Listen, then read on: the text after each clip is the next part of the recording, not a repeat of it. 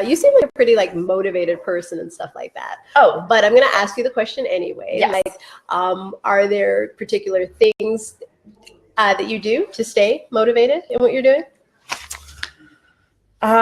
Being social, going out, talking to people, sharing ideas. Yeah. I mean, I'm a huge people person. So like when I'm home by myself, I'm so bored. Like I'm like, this sucks. Like I obviously like to read because reading I feel like is the best, obviously, form of self-education that's most relevant. Okay. You know, you can go to school, but like by the time you like graduate, that it's outdated, right? So I like to stay, make sure like everything is top of mind and relevant. So,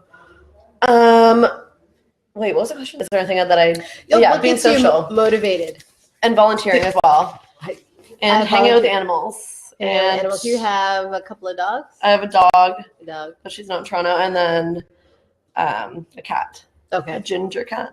Okay. Yeah. All right. So, yeah. Just and going to events and supporting other people's businesses. That's really what keeps me motivated.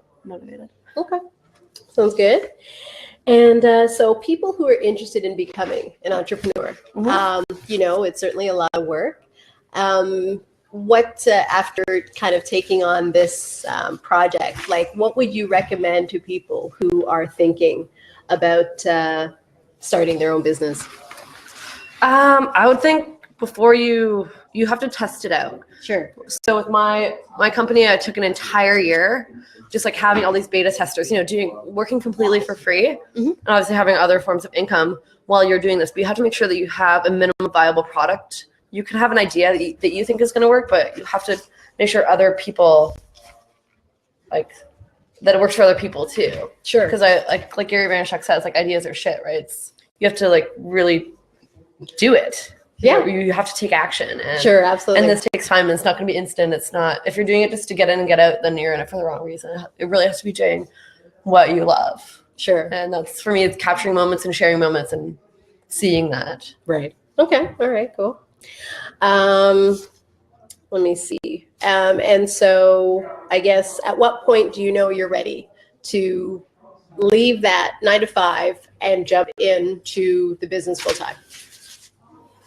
There's not really like I guess if you're hindering other people's businesses because you don't want to work and stuff, and you're just like, screw this. Like I've been there. So like, hey, I don't want to do this anymore. Like I'm being a shit worker, and like I feel bad because I was like taking money from them, I was taking a salary, but I just wasn't in it for them. So yeah, okay, that's a good point. I mean, I've talked to some people. Like I've like used every excuse in the book to like get out of work. Oh, like the one thing it is like lying about like family deaths and like all these ridiculous excuses to get out of work. And I was like, this is not good. Like you're a bad person.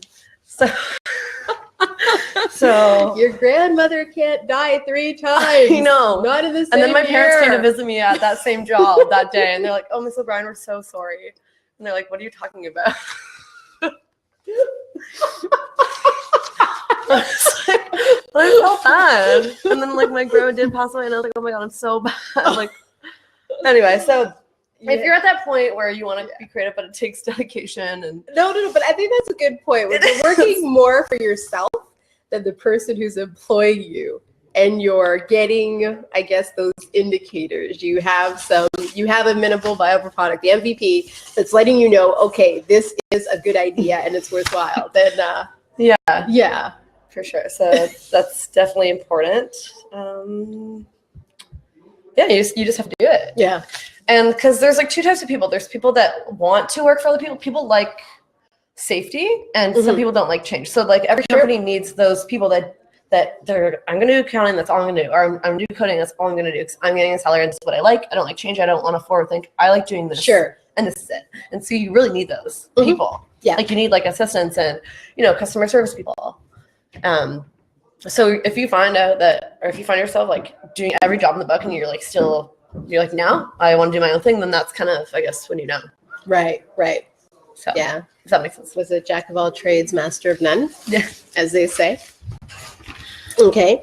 And so there's a lot of interesting pics that you have. Obviously, like you must have like thousands. Do you know how many pictures you have? Like, let's check. How many posts? Yeah, how many posts? Yeah. 910. 910 over what period? For 2.5 years. 2.5 years. Oh, Let's check. Let's check my first post. I think it was like 2015. Yeah. I don't know. I don't want to waste time scrolling down, but No worries. But no, 900. Oh, that's pretty good. So that is like almost every day. No, every day pretty much. Yeah. Every day. Yeah, one's supposed. Okay, alrighty. Yeah. There's one with you walking in a cage with a lion. A lion. Yeah. Right. So I meant to have. You know what? I'm gonna pull it up. I might have it on here. Sure. Okay, let me see. This one. Sure. Oh. Oh, okay, there it is. See? Okay, cool. Yeah, perfect. Nice. Okay. So yeah. What's happening? What's going on? So that was in Argentina. Yes. So we were down with Google Latin America because it was with like a Google agency. We're in a Google agency. So we went to Buenos Aires, and that was called the Lujuan Zoo. Sure. The most dangerous zoo in the world. And yeah, you can.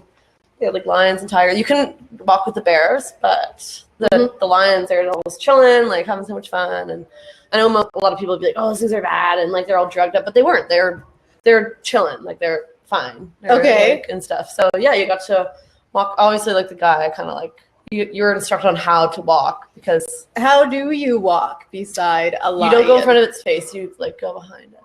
And, okay. Like, you don't like go. So that's why I'm kind of behind it. But yeah, you can pet it and. They're really nice. Dream to have a lion one day.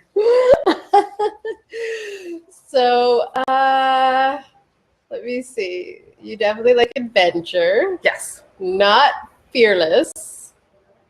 You're not fearless. Yeah. You walked with a lion. Yeah. I think most of the people on the planet would not do that. So I am fearless, you mean? Yeah, you are fearless. Yeah. Yeah. Because I was going to ask you the question, okay, what do you think that says about you? But I mean, I think that just says you're fearless and you don't. Oh my God, I'm scared of fish though. Like. Seriously. Okay, bring the lions out, but hold the fish back. Can't get that rock bass out of here.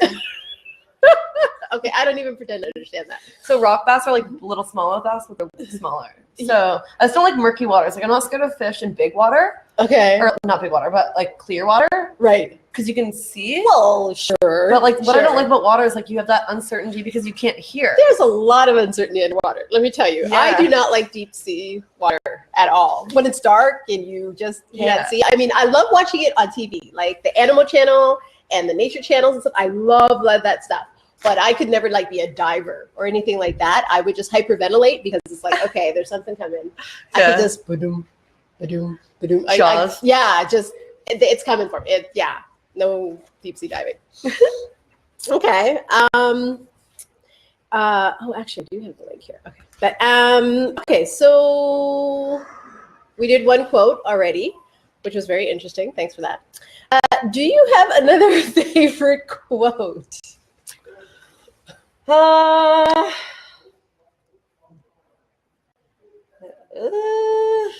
don't know. I have something you say a couple of times a week, or do you born tell sinner, yourself? Born sinner, opposite of a winner. By Notorious B.I.G. Born sinner, opposite of a winner. Well, that's just one of my favorite songs.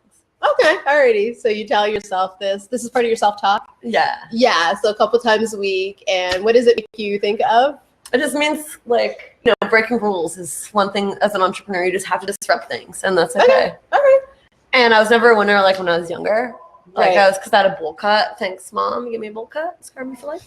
Anyway, so it's like, I don't know. I had, like, no friends. And so I just kind of developed that, like, competitive, like, because all of my friends were guys, really, because I had looked like one. And so I had this, like, developed, like, guy mentality. So I guess I'm like. You kind of don't look like a guy now. I know, but like I'm not like prissy, and I'm not like I let a lot of things slide. Like I'm very chill. Yeah. I mean, Thug Life is obviously a favorite quote of mine. Thug Life by Tupac. Okay. I have a thug tattoo. A thug. Oh, okay. You're gonna have to go up closer there. Let the camera just like refocus. Okay. It says thug. It says thug. And my best friend Asia, she has it. She has life.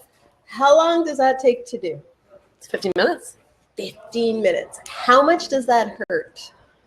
At the time, not much. But like you can't be like we're in Thailand at the full moon party. So we had a couple Is that where you had drinks. it done? Yeah. Okay.